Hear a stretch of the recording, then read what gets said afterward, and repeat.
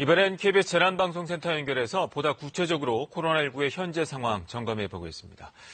이정우 기자, 먼저 국내 코로나19 확진자와 사망자 현황부터 정리해 주시죠. 네, 사망자는 어제 오전 발표 때보다 5명 늘어난 191명으로 집계됐습니다. 누적 확진자는 모두 1,284명인데요. 전날보다 47명 늘어났습니다. 지난 2월 20일 이후 46일 만에 신규 확진자가 50명 아래로 내려온 겁니다. 다만 최근 몇 주간 추세를 보면 월요일의 확진자가 일주일 가운데 가장 적었다는 공통점이 있습니다.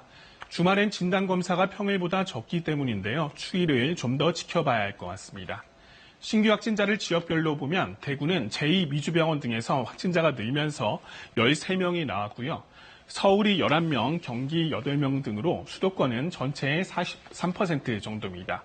검역 과정에서도 또다시 7명의 확진자가 나왔습니다. 그런데 검역 과정을 통과한 뒤에 지역사회에서 확진 판정을 받은 해외 입국자 적지 않다고요? 네, 어제도 입국한 뒤 지역사회에서 확인된 사례가 검역 과정에서 나온 확진자보다 더 많았습니다. 수도권에서 7명, 대구와 대전에서 각각 1명씩 모두 9명이 확인됐는데요. 최근 2주간 신규 확진자 현황을 분석해보니 이들이 모두 더한 해외 유입 사례가 전체의 절반 정도로 나타났습니다. 병원 등에서의 소규모 집단 감염보다 더 큰 비중을 차지한 겁니다.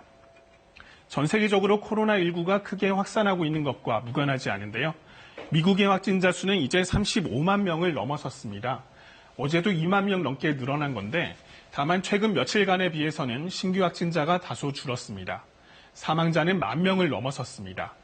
스페인과 이탈리아 등 유럽 국가들도 확진자가 계속해서 늘고는 있지만 가파르던 확산세는 다소 주춤하는 모습인데요. 다만 이들 국가 외에 중남미와 동남아 등에선 오히려 최근 들어 확진자가 급증하고 있습니다. 이 때문에 방문한 국가와 상관없이 모든 입국자는 2주간의 자가격리 수칙을 엄격히 지켜야 합니다. 지금까지 재난방송센터에서 KBS 뉴스 이정우입니다.